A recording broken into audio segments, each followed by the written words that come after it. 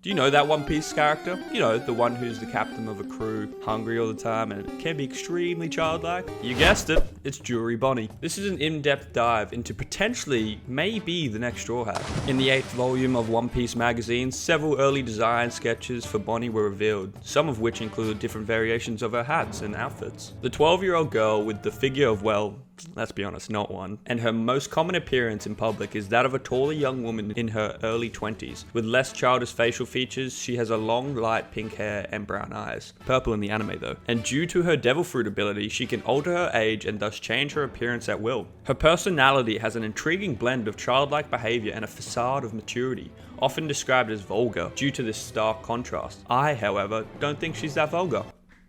Nope. Despite her immaturity, she can exhibit more reason and complexity compared to other characters, like Luffy for example. Her insatiable appetite, much like her mother Ginny, leads her to demand food even mid-meal, with pizza being her all-time favorite, a trait she maintains even during fights or while on the run. Her aggressive temper and rude demeanor traces back to her childhood experiences as a frequent target of bullying due to her medical condition, hindering her normal social interactions. However, even from a young age, she displayed tact and restraint, particularly around her father Kuma, learning when to hold back to avoid upsetting him. Her ability to discern when to fight or defuse situations, notably in perilous places like Sabaody Archipelago, shines through.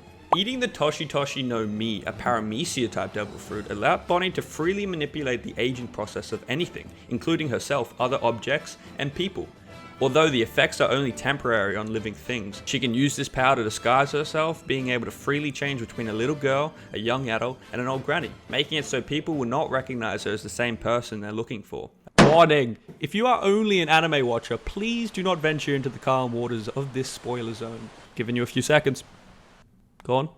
Cool. Alright. It all started 12 years ago when we found out at Egghead about Bonney's tragic past. It began with the birth of our main focus, Jewelry Bonney, the daughter of Ginny, a commander of the Revolutionary Army who was kidnapped and forcibly made the wife of a world noble. However, the identity of Bonney's biological father remained unknown at this point in time, and I'm assuming it is the world noble she was forced to marry, meaning Bonney may technically be a world noble. Ginny contracted the sapphire scales disease, a disease that makes the body hypersensitive to all light. Finding this out, she was then thrown out of Mary Geoise, and with the last of her strength, she sailed to Sorbet Kingdom with baby Bonney, where she finally died due to the effects of her disease. Bartholomew Kuma then arrived and promised to raise Bonney, with the church-going elders assisting him.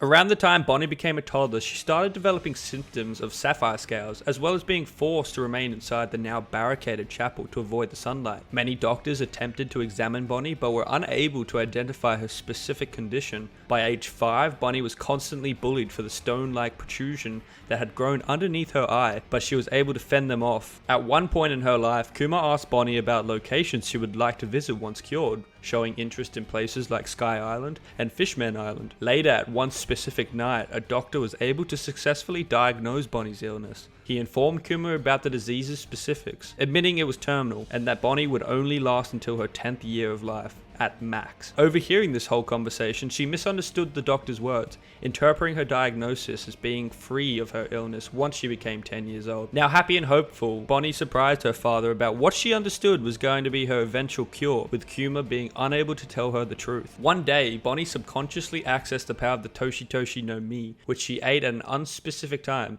which I think is kind of odd for Oda to not tie in how she came upon the devil fruit when she was already so young. She starts to build up her stamina to travel with Kuma, unaware that she had taken an adult form until seeing herself in the mirror. From that point on, Bonney tried to control her ability in order to get older faster, despite Kuma's protests. When Bulldog and his mother Connie showed up at the church to speak with Kuma, Bonney managed to age herself up to an elderly appearance. Bonney later bid goodbye to her father when Kuma decided to leave Sorbet following Bakuri's false accusation of Kuma as a tyrant. She stayed under the care of King Bulldog and his mother Connie, and proclaimed that she would join her father as a pirate by age 10, and then by age 8 she learned how to fight through the kingdom's royal guard. When Kuma eventually returned, he took Bonney to Egghead under the lie of a regular checkup, and left her in Sentomaru's company. Unbeknown to Bonney, Dr. Vegapunk planned to cure her using stem cell technology after striking a deal with her father, who later had to accept more terms after Saturn and the Marines became involved and her own life became a bargaining chip. Bonney would happily spend the next next half a year receiving surgical treatments at Egghead in Kuma's company, as well as that of Vegapunk, Sentomaru, and occasionally Borsalinos, leading to all of them growing closer. Bonney also made a scribbling drawing of her father during this period, which Kuma would then adopt as his Jolly Roger later on, which I didn't know until diving a bit more into this. Since Kuma's departure, Bonney would wait repeatedly for letters from Kuma, unaware that the letters were intercepted and confiscated by Alpha. But one day, when Bonney was sparring with Gyogo with her ability active,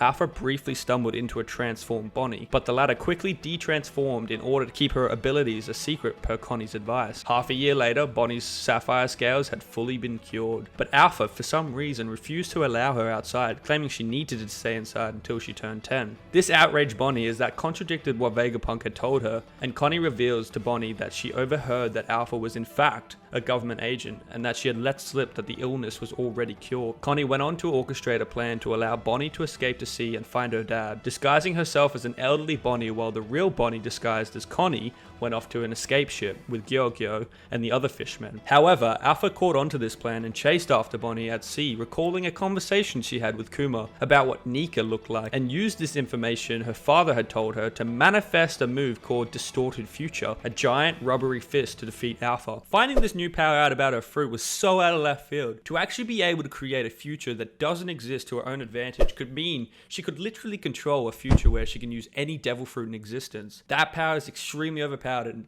so cool in my opinion. And personally, I honestly think this backstory for a character in One Piece was one of the best. I would say as good as Trafalgar Law's. That shit hit me like a ton of bricks, but in my opinion, it's still pretty good. But please, let me know your favorite backstory in the One Piece verse. I'd actually like to know. One day, Bonney and her crew tracked Kuma to a certain island and fought with the station marines there, and while Kuma was indeed present at the island, he teleported away to prevent an encounter out of concern for her safety. This did not discourage Bonney, however, as she resumed her journey with the intent of becoming famous enough that her father would eventually notice her, all the while showing a desire to meet Nika as well. At some point during the journey, Bonney entered the Grand Line, earning herself a bounty of 140 million berries and becoming an infamous pirate by the time her crew reached the Sabaody Archipelago, being named one of the worst generations and a high priority target for the world government to recover. After a long voyage following one of the log posers routes of the Grand Line, Bonney and her crew came to the Sabaody Archipelago to prepare themselves for the New World. While there, she and her crew decided to eat in a restaurant located in Grove 24 of the Mangrove. There, she ordered a big meal and disgusted the other customers with her appetite and bad table manners. After her meal and leaving the restaurant, she saw Roanoa Zoro about to attack the world noble Charlos, who shot at him. As Zoro evaded the shot and prepared to retaliate, Bonney leapt at Zoro and threw him down to the ground. While doing so, she subsequently called Zoro her brother and stated that he died, slapping some tomato juice onto his forehead to make it look so. After the noble left, Bonney scolded Zoro for the stunt he pulled. And then, following Monkey D. Luffy's assault on another world noble, an enraged Bonney vowed to crush the Straw Hat Pirates if they ever encountered them again in the New World. While making her escape, she utilized her Devil Fruit powers to transform attacking Marines into elderly individuals and children. Having successfully escaped the Marines' assault, Bonney remained on Sabaody and watched the broadcast of the Summit War of Marineford, which brought her to tears. After the transmission was cut, she and her crew sailed to the outskirts of Marineford and watched the war from afar with other supernovas. She remarked that some event at the war were all someone's fault, telling her crew to go to the New World to go after this person. Given the fact that she encountered Blackbeard so soon after the war, it seems likely that she had a grudge on him, as he was the man responsible for Whitebeard's death. But my question is, what was her relationship with Whitebeard? It hasn't been yet told, at least I don't think so far. Almost immediately after entering the New World, Bonnie's crew was defeated and taken hostage by the Blackbeard pirates, being offered to the Marines for a battleship as a replacement. Blackbeard told Bonney that she is too weak to survive and offered her the chance to stay if she became his woman. Refusing to be further shamed, she angrily turned him down and kicked him. Van Augur soon alerted Teach that the battleship arrived, but it was not there for a trade because Akainu was on board. The Blackbeard pirates fled, leaving Bonney and her crew behind to be arrested. The soon-to-be fleet admiral reached the shackled pirate and her crew and coldly informed Bonney that he was truly frightened when she escaped from the world government, eluding to Egghead, but was glad when she was back under their control. Afterwards, she was taken to Marine headquarters where she was lucky enough to escape, unlike her fellow crewmates. While eating a slice of pizza, Bonney read the news concerning Don Quixote Doflamingo's supposed resignation from the 7 warlords of the sea and the newly formed pirate alliances. After Doflamingo's defeat, Bonney turned into an old woman, stole some pizza from a shop, ran away, and turned into a young child to avoid capture. While eating the pizza, she read about Luffy and Law's victory in the newspaper and praised their actions, stating how happy she was to be from the same generation as them. Bonney entered Mary Joyce by posing as Queen Connie of the Sorbet Kingdom, one of the Levely's attendees. She later went to the Celestial Dragon Gate at the Pangaea Castle and snuck into the domain of the gods. When the gate opened for an injured Charlos, while hiding from the Celestial Dragons nearby to Sabo, she witnessed Kuma, her father, and how Rosewood mistreated him and was extremely disgusted and sad from seeing it, and being able to do nothing about it. During her infiltration, Bonney managed to sneak inside Pangaea Castle. Inside the castle, she encountered Sabo, who was retrieving the keys for Kuma's cuffs, being surprised to meet any Revolutionary Army member in Mary Joyce. She immediately approved of their mission, being sure they would save Kuma and bring him to safety. Sabo then questioned what her next move would be. She replied that she would head to Egghead to question Vegapunk about ways to restore Kuma to his old self. She was then saved by Sabo when guards were heading in their direction. Overhearing their conversation about the lost chamber, Sabo then guided her outside the castle, showing her the way she would have to take to find her way to Egghead, with Bonney asking him for the army to take care of Kuma. She later escaped from Mary Joyce by stowing away on a ship. Thanks if you got this far, and if you did enjoy, I have a great video coming out next week about a what if. Tell me, what do you think would happen if this crew got together?